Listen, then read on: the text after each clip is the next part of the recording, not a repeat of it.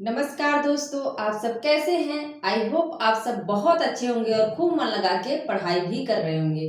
दोस्तों, आज का जो हमारा टॉपिक है, जो हमारे ये हैं निबंधकार हैं, वो हजारी प्रसाद द्विवेदी हैं। कौन है? हजारी प्रसाद द्विवेदी हैं। ये ललित निबंधकार हैं। पूछा जाता है एग्जाम में कि ललित निबंधकार कौन है। पूछ लेकर निम्नलिखित में से कौन ललित निबंधकार नहीं है। तो तीन रहते हैं, एक किसी और को दे देता है। तो आप लोग याद रखेंगे कि ललित निबंधकार में अगर पूछता है तो हजारी प्रसाद द्विवेदी भी आते हैं, विद्यारवास मिश्र भी आते हैं, विवेकी राय भी हैं। ये सब क्या है? ललित निबंधकार हैं। और दोस्तों, कहा जाता है ना, सफलता की राह में ठोकरें खाकर गिरना आम है। क्या है? सफलता की राह में ठोकरें खाकर गिरना आम है, लेकिन हर बार उठ खड़ा होना असली जीत है। मतलब सफलता की राह में देखो ना, अगर कोई सफलता किसी को चाहिए तो उस रास्ते में बहुत सारी ठोकरें मिलती हैं, बहुत सारे ताने सुनने को मिलते हैं, बहुत मुसीबत आती है, लेकिन जो उन मुसीबतों का सामना करके फिर से बार बार उठकर खड़ा होता है ना, वही जो है सफलता का असली हकदार होता है। कुछ लोग हैं, अगर किसी ने कुछ कह दिया कि क्या कर रही है, पढ़ रही है, काम नहीं करती है, तो कुछ लोग लगता है जाने दो, मैं पढ़ूंगी नहीं, काम ही करूंगी। लेकिन कुछ लोग ऐसे हैं ना कि उसके बीच का रास्ता निकालते हैं, काम भी कर लेते हैं और जो है समय निकाल के पढ़ाई भी कर लेते हैं। तो हमको क्या करना? बीच का रास्ता निकालना। किसी से लड़ना झगड़ना नहीं है, बीच का रास्ता निकालना है। पढ़ाई ने पहले स्थान पर रखना चाहिए, क्योंकि पढ़ाई ऐसी चीज है ना जो आपको फर्श से अर्श तक लेके जा सकती है। तो आइए हम देखते हैं कौन है ललित निबंधकार। हजारी प्रसाद द्विवेदी हैं। हजारी प्रसाद द्विवेदी जो हैं वो उपन्यास के क्षेत्र में भी अपना महत्वपूर्ण स्थान रखते हैं। इन्होंने बाण भट्ट की आत्मकथा, पुनर्नवा, चारुचंद्र लेख और अनामदास का पोथा जैसे उपन्यास को लिखकर अपनी महत्वपूर्ण भूमिका निभाते हैं। तो आज हम इनके निबंधों को एकदम बेहतरीन ट्रिक से याद करेंगे। देखना अभी कितना आसान तरीके से याद हो जाता है। और हाँ, चैनल पर नए हैं तो चैनल को सब्सक्राइब जरूर कर लीजिएगा, लाइक कर दीजिएगा, शेयर कर दीजिएगा। आइए देखते हैं क्या है। अशोक के फूल, हजारी प्रसाद द्विवेदी हैं। अशोक के फूल, कल्पलता, मध्यकालीन धर्म साधना, इनके सारे जो निबंध है बहुत महत्वपूर्ण हैं। विचार और वितर्क, विचार प्रवाह, कुटज, साहित्य सहचर, आलोक पर्व। लास्ट में क्या है? आलोक पर्व है।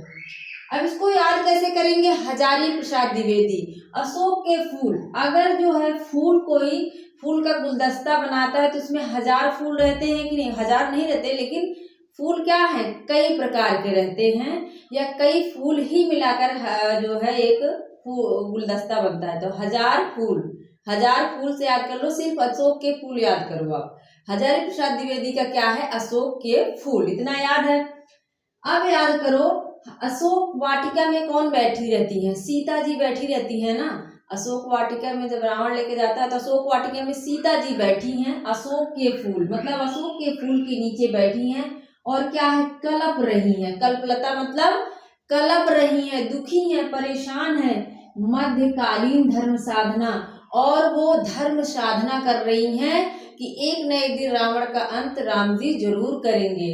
तो धर्म साधना कर रही हैं। विचार और वितर्क, उनके मन में विचार और वितर्क चल रहा है कि किस प्रकार मैं यहाँ से निकलूंगी। और विचार प्रवाह, इस तरह से विचारों का प्रवाह उमड़ता रहता है।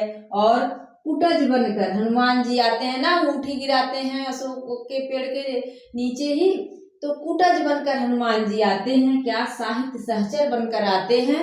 कुटज साहित्य सहचर बनकर आते हैं।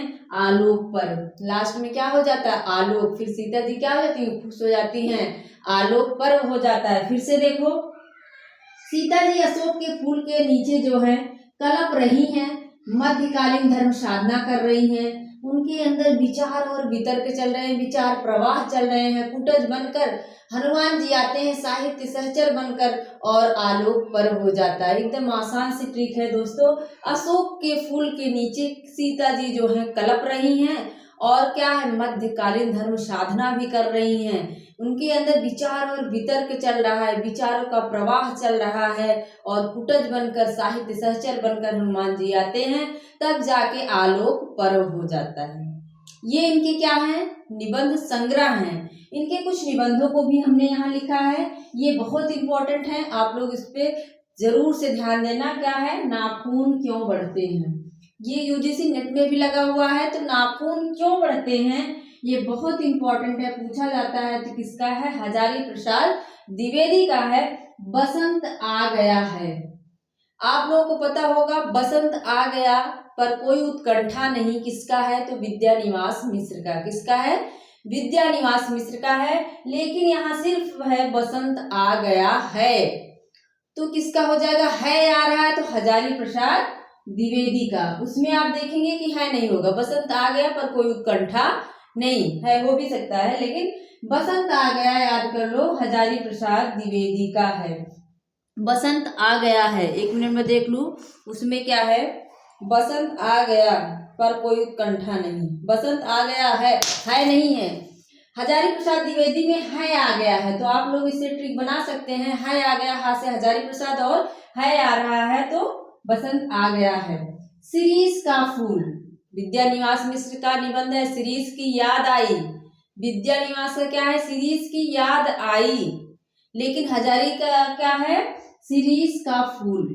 तो ये सब जो निबंध है आप लोग को इस पे ज्यादा ध्यान देना है, जो हमें एग्जाम से, जो हमें कंपटीशन से बाहर कर देते हैं। देवदा, इनका देवदारू भी है। और गुरु नानक देव जो है बहुत ही पूछा जाता है, तो गुरु नानक देव निबंध किसका है, हजारी प्रसाद का। देवदारू हजारी प्रसाद का। और बसंत आ गया है और शिरीष का फूल, नाखून क्यों बढ़ते हैं, ये सब क्या है, हजारी प्रसाद द्विवेदी के हैं। एक बार फिर से देख लीजिए, अशोक के फूल के नीचे सीता जी जो है कलप रही हैं, धर्म साधना कर रही हैं, विचार और वितर्क चल रहा है, विचारों का प्रवाह चल रहा है। फिर कुटज बनकर हनुमान जी साहित्य सहचर बनकर आते हैं और लास्ट में क्या है, आलोक पर्व हो जाता है।